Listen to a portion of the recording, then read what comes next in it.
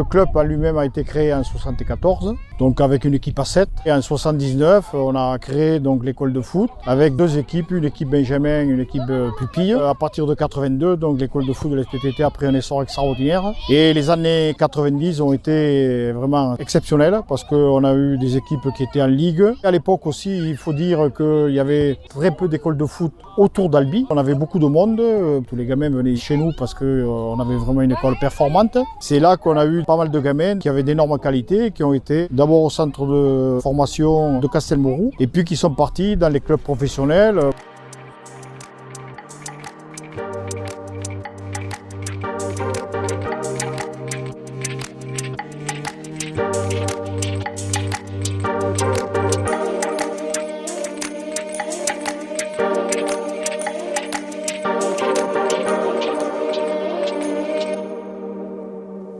Aujourd'hui, donc, si vous voulez, c'est un peu plus compliqué parce que, bon, à un certain moment, peut-être qu'on n'a pas délaissé, non, mais on a été moins performant. Donc, l'école de foot de la SPTT a baissé. Il y a eu aussi le fait que tous les villages aux alentours se sont agrandis. Ils ont créé un club, une école de foot. Et voilà, donc maintenant, c'est plus difficile de récupérer des enfants. Mais bon, quand Florian est arrivé, ça a reboosté un peu l'école de foot. On tourne sur un effectif à peu près de 25 gamins par catégorie, U6, U7, 25-30 en U9. On essaye d'avoir pas mal d'éducateurs.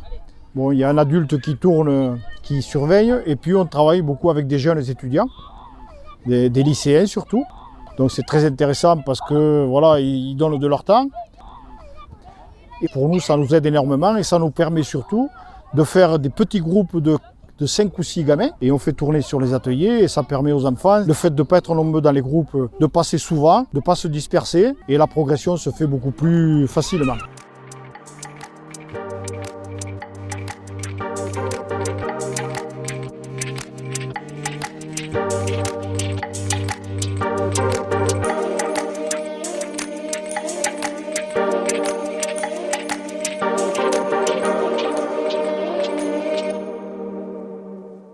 C'est pas du tout pareil, là c'est de l'éveil, c'est beaucoup de jeux. On parle pas aux enfants comme on parle à des gamins de 13 ans, de 15 ans ou des adultes. Là il faut se mettre à leur niveau. Par exemple, je vais prendre du tout bête, hein. Si vous leur dites de prendre le couloir, le gamin il va dire mais je suis sur un stade, il n'y a pas de couloir. Il y a des gamins qui ont que 5 ans là, donc ils sont en grande section. C'est pas plus compliqué que ça, mais il faut être patient. Il ne faut pas s'attendre à des résultats exceptionnels. Les résultats avec les enfants, c'est peut-être au bout de 6 mois, au bout d'1 an, au bout de 2 ans.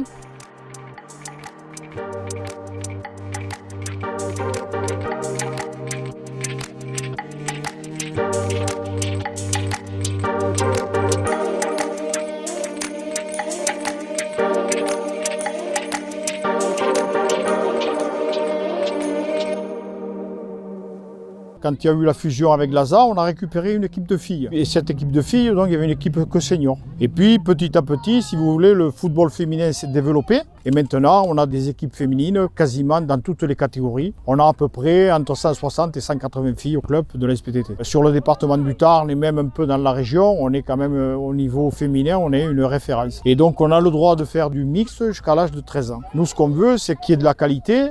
Et qu'un jour, il y ait quand même pas mal de filles qui viennent grossir les rangs de l'équipe 1 qui joue en D2. En ce moment, par exemple, la capitaine de l'équipe féminine, c'est une fille qui est sortie de l'école de foot de la SPTT, qui a été au TFC pendant quelques années, qui a été internationale et qui maintenant, depuis 3-4 ans, est revenue chez nous. Et en équipe 1 de la SPTT, il y a 4 ou 5 filles qui sortent de l'école de foot de la SPTT. Pour nous, c'est intéressant parce qu'on n'a pas besoin d'aller galoper ailleurs, au niveau sportif et au niveau financier, au niveau de la mentalité dans le club aussi. L'équipe phare, c'est l'équipe senior des filles qui jouent en Division 2. On a eu l'honneur et l'agréable surprise de les voir jouer pendant 4 saisons en Division 1, d'où l'intérêt pour ce club où nous avons récupéré pas mal de licenciés. Et j'ai remarqué que les filles étaient vraiment demandeuses de ce sport-là. J'ai remarqué qu'elles travaillaient davantage pour prouver qu'elles sont aussi fortes que les garçons. C'est très intéressant. Nous sortons des joueuses de très bonne qualité qui au niveau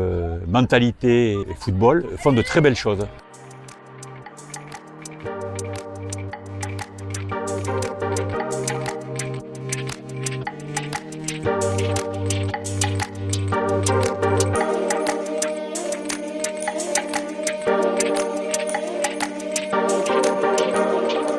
J'ai joué pendant une dizaine d'années à la SPTT, ça a été du bonheur. Alain Cross était mon entraîneur de 80 à 90 et je lui avais toujours promis que lors de ma fin de carrière professionnelle, je reviendrai pour aider, pour donner aux enfants tout ce que j'ai reçu, moi, de ce club, où je me sens vraiment à l'aise. Il règne une atmosphère et une camaraderie vraiment très très forte. On sent une osmose entre tous, les éducateurs, les enfants, les parents, le mot familial avec un grand F, il n'y a pas de souci.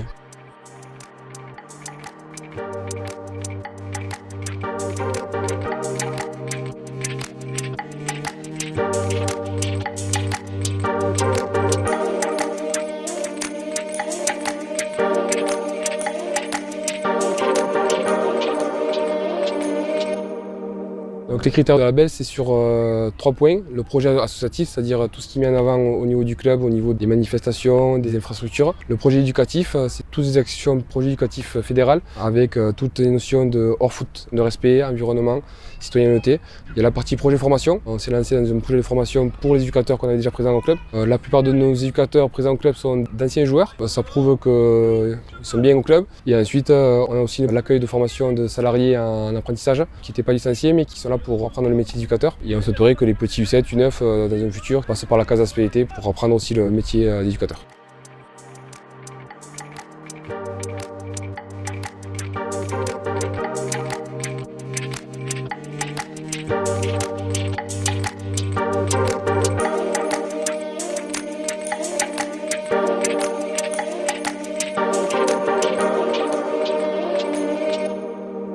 Donc Baticlub.com, ça a été créé sur Albi pour offrir visibilité, notoriété numérique aux professionnels en lien avec le bâtiment et l'immobilier. C'est un lieu unique pour détailler ses services quand on est entreprise en lien avec le bâtiment justement ou l'immobilier. On va avoir la possibilité d'offrir un comité d'entreprise et une centrale d'achat aux professionnels qui fédèrent à Baticlub, avec la possibilité notamment de diffuser des offres d'emploi, donc de recruter, et la possibilité de recevoir donc des chantiers via la publication d'appels d'offres privés. Pour l'instant, on a beaucoup travaillé sur une sorte de pilote dans l'Occitanie puisqu'on est basé ici, mais on a une résonance bien sûr nationale à terme. Les cofondateurs de Baticlub, l'un travaille sur internet depuis plusieurs années, le deuxième est maître d'œuvre dans la vie. Au tout départ du projet, il voulait répondre à une problématique qu'il avait, donc de trouver des professionnels de qualité avec des témoignages, etc. pour pouvoir répondre sur ses chantiers à lui en tant que maître d'œuvre. Et ce qui est valable pour lui est valable pour les autres donneurs d'ordre. Et donc du coup, au bout de 2 ans et demi de travail, c'est devenu l'énorme machine qui est Baticlub.com. Pour nous, il est clair que s'engager dans la vie associative et sportive locale, c'est important, autant pour la visibilité que pour aider aussi les partenaires et les clubs sportifs à se développer proche de chez nous. On a un contrat de sponsoring avec la SPTT, on est donc visible sur tous les maillots pré-match et entraînement de tous les licenciés hors la 2e division. On a donné aussi la possibilité à la SPTT de fédérer leurs partenaires en lien avec le bâtiment et l'immobilier à Baticlub. Donc ça permet à leurs partenaires d'améliorer et d'augmenter leur image sur le net tout en devenant partenaire indirect, si je puis dire, de la SPTT, puisque en fonction du nombre de partenaires qu'ils fédèrent à Baticlub, le contrat de sponsoring augmente.